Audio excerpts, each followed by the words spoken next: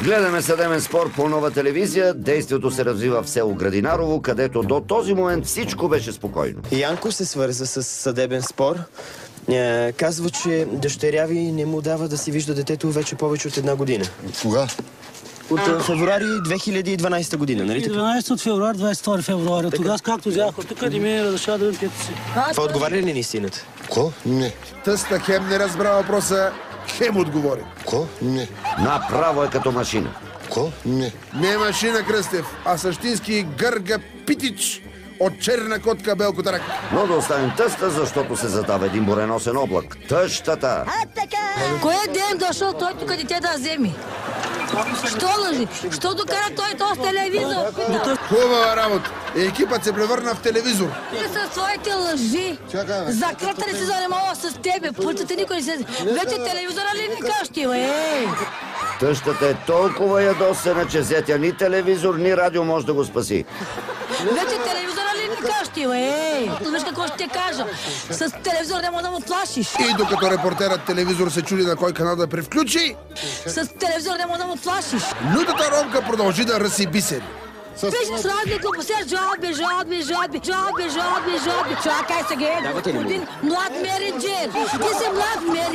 Ти си млад меринджер. Меринджей, жаби, тук става страшно. О, най-доброто, Кръстев, те първа предстои.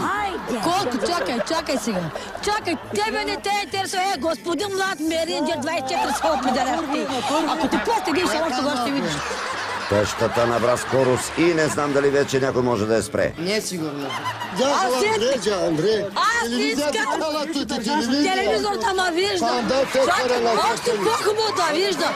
Аз не искам взе да ме млад меринджер. Добре, менеджер не те интересува. Кръстев, единството добро до тук е, че разбрахме какво означава меринджей.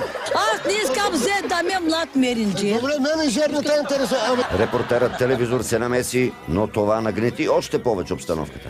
Янко казва, че дъщеря ви проституира. Кога? Край, заклак. Кога? Не, по-скоро ще го пребия с камъни. Не, дайте, моля ви се, не дайте.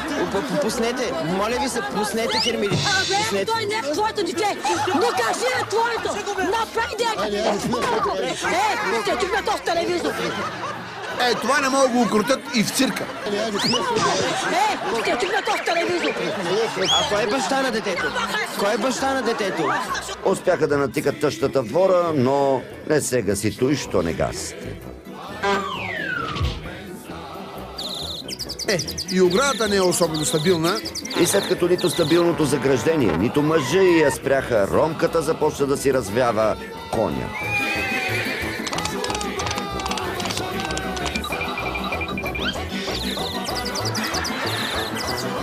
Да се отказва чуждо дете. Как се откаже, като той е мой вече? Правда ли? Как се левате? На това му се казва нагледно доказателство. Как се откаже, като той е мой вече? Правда ли? Как се левате? Ти докажи. Абе, докажи ти. Аз където няма го оставя. В един момент картинката се влуши и ромката реши да изключи телевизор. Този телевизор сега чупя този телевизор.